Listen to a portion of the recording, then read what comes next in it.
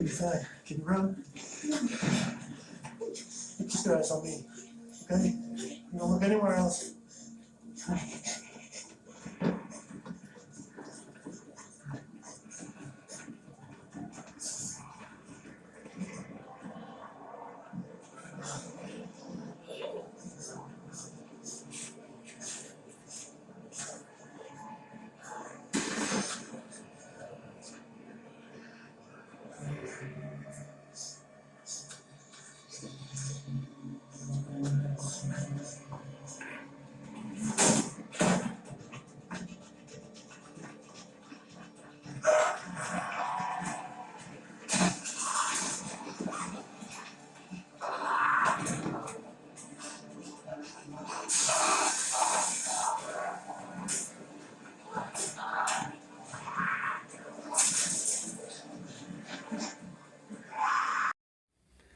What's going on, guys? Bart here with Tully Television.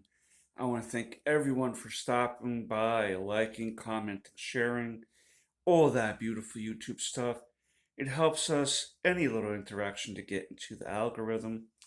And before we get into today's topic, I want to thank everyone who has again helped us reach a new milestone here at Tully Television. We've had a few shorts go over 1K views. We had Jordan's Prey review video get close to a thousand views. But the upload of the recent Wednesday mid-season review that we did, where we broke that season up into two parts, that first part got over 3,400 views, and that is our highest video to date on Tully Television. And it's not without you guys' help in the long run, helping us get to that milestone. And I hope that we could reach even greater heights in the future to come here at Tully Television. I want us to grow as a community. I would like for content creators to feel like they can come and guest host here if they want on Tully Television. The door is always open for anybody to talk about pretty much every topic that can be considered pop culture or entertainment. So again, I want to thank you guys. If it wasn't for you guys tuning in, there would be no Tully Television. And again, it's not me or Jordan or Tim or Mrs. Tully Television. That's Tully Television. We are all Tully Television. Not only are you Spartacus, but you are Spartacus, and you're Spartacus, and you're Spartacus, and I'm Spartacus. You catch what I mean? It's not just I here talking into the air. It's to you guys tuning in and staying tuned. So thank you for that. But let's get into The Last of Us, episode 1, airing on HBO Max. Man, really great start off to this series. This was initially a video game that has two games to it, mainly created by Neil Druckmann. And this episode was directed by Craig Mansink, I believe. Um, and Dirkman, Dirkman also helped create the show uh, for HBO Max that helped, adapt it. I would have to say already this is one of the better video game adaptations from game to screen already in the first episode. It sticks true to what the story is, and I feel like that they can maybe switch up certain things and try new things that they didn't do in the games here.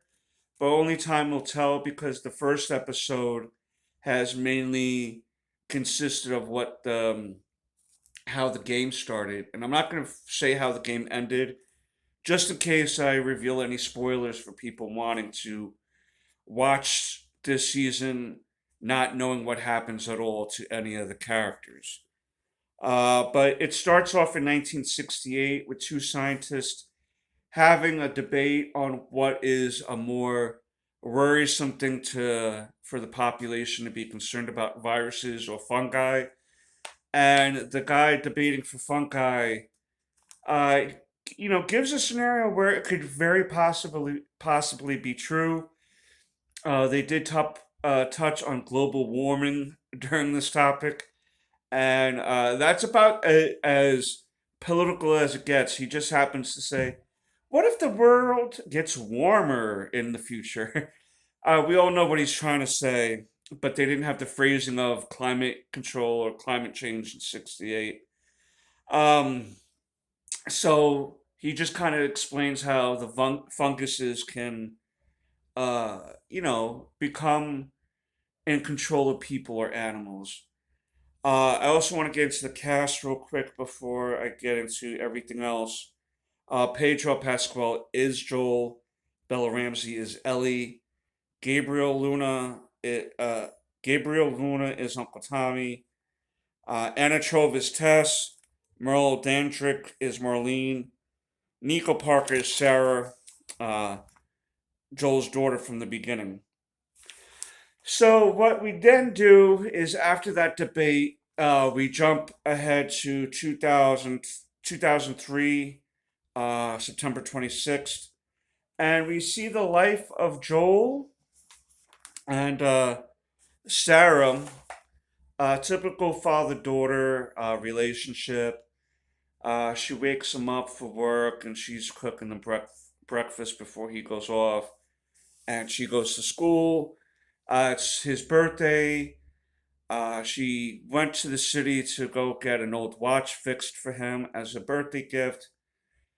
We see them interacting with the elderly couple next door, and we see that she's going to go and visit them afterwards, after school. Tommy and Joel are brothers, and they run a construction business. That's where they make their money.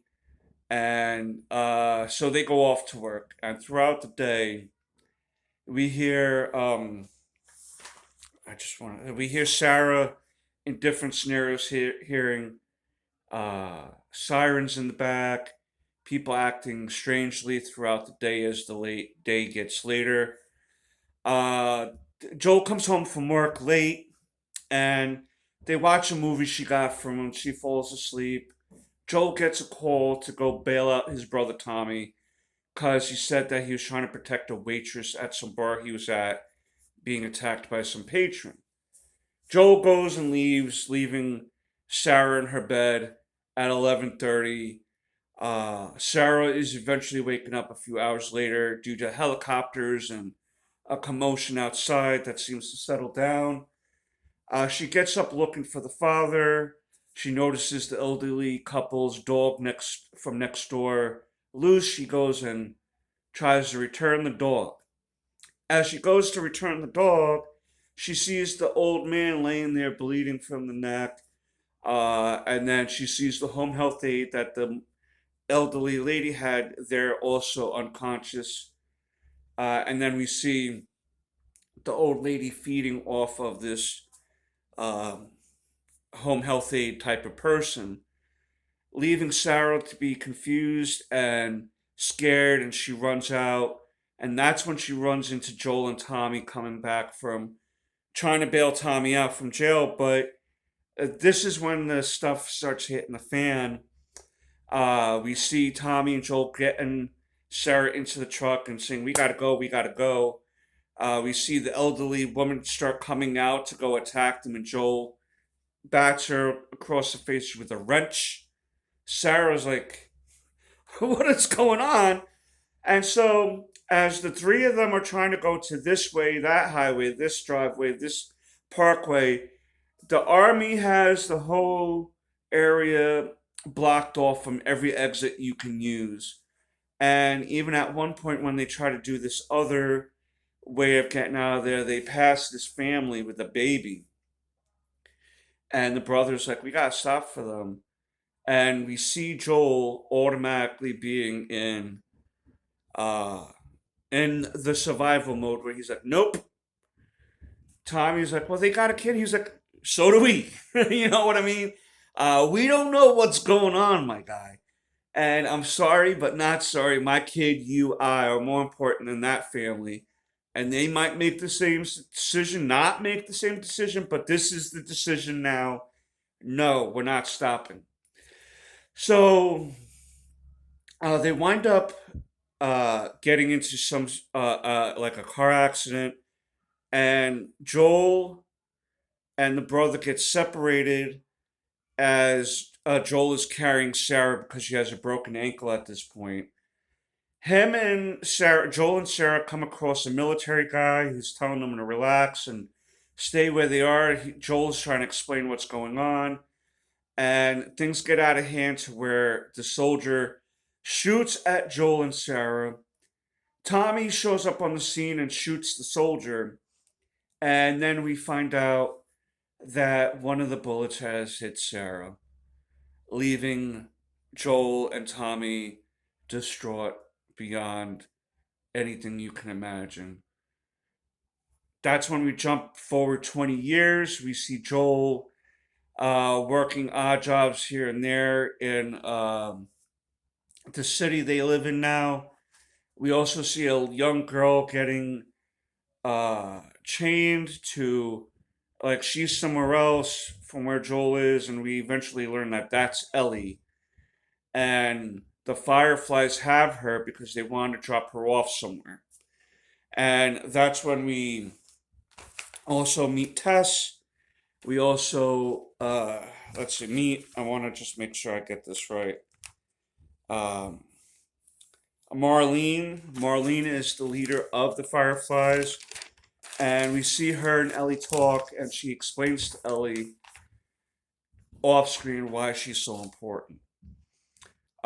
Then we see Tess and Pedro meeting together and explaining how the truck battery they were supposed to buy got sold to someone else because of basically getting scammed because Joel wants to go find Tommy out in Wyoming.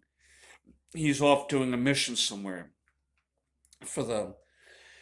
And so when they get a gist of where this guy is who is supposed to sell them the truck battery, Joel and Tess go looking for him and come across the building that the Fireflies are at with Elle and I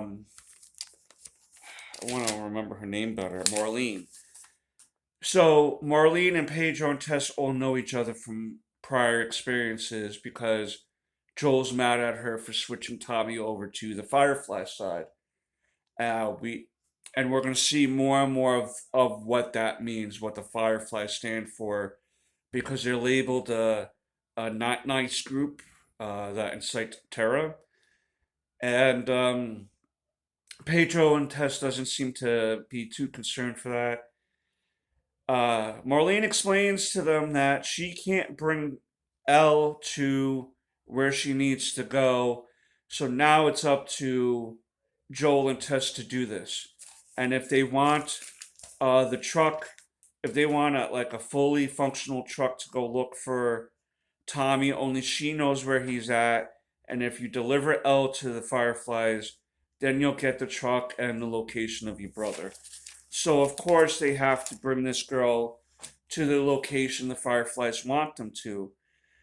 They decide to do this at night, and as they go through their secret tunnels and pathways to do this, they come across a guard on patrol, and they eventually have to take him out in order to continue with the mission. And we see that whatever hesitation or reservances that they had for this mission, you can't be reserved anymore. You're now full fledged into this mission, and only time will tell in the next few weeks why Elle is so important. We're probably going to see a nice breaking down of Joel's walls as he begins to reminisce about his own daughter while conversing and bonding with Elle. He does still wear that watch he fixed, and it's riddled with bullet holes. And at one point, Elle says, "You know, your watch is broken because they didn't get off on the right foot, so to speak." And he kind of just looks at it and he reminisces in his mind about what happened that night. And I'm sure if she knew what happened, she wouldn't have been so much of a a sassy pants, so to speak. Um, but and then uh, as they go out into the open, the song "I'm Taking a Ride with My Best Friend" starts playing in the background, and that's where we end. I'd have to say that this was a very good episode to kick off this series. I was a little worried about the adaptation from video game to show, but with Pedro Pascal's acting ability, I think that, and from what this show already has shown in the first episode, I think those worries may be quelched a bit. We'll see how it goes for the rest of the season, but I feel like that this was a great kickoff. I'm definitely going to give this episode an 8.5 out of 10. Um, just for, yeah, it felt like it was a little dragged here and there, but not really by much. And I think that they really show you the sadness of Joel and what he goes through in his mind and other people around him, because it's a heavy thing. Like, one of the jobs you gotta do is burning bodies, and at one scene, it was a kid's body, and the woman he was working with, she's like, I can't do that. So he just kind of picks her up and walks over to the fire, and he just kind of puts her in, and you know what's going on in his mind. And I think that those scenes are really great. Um, I'm just being nitpicky about the pacing, but overall, this show was great. This episode is great. Is more what I should say, and I hope it continues on that trend. That's my thoughts for The Last of Us. I hope that you can continue to stop by, like, comment, share, subscribe. And until next time, peace, Snookums.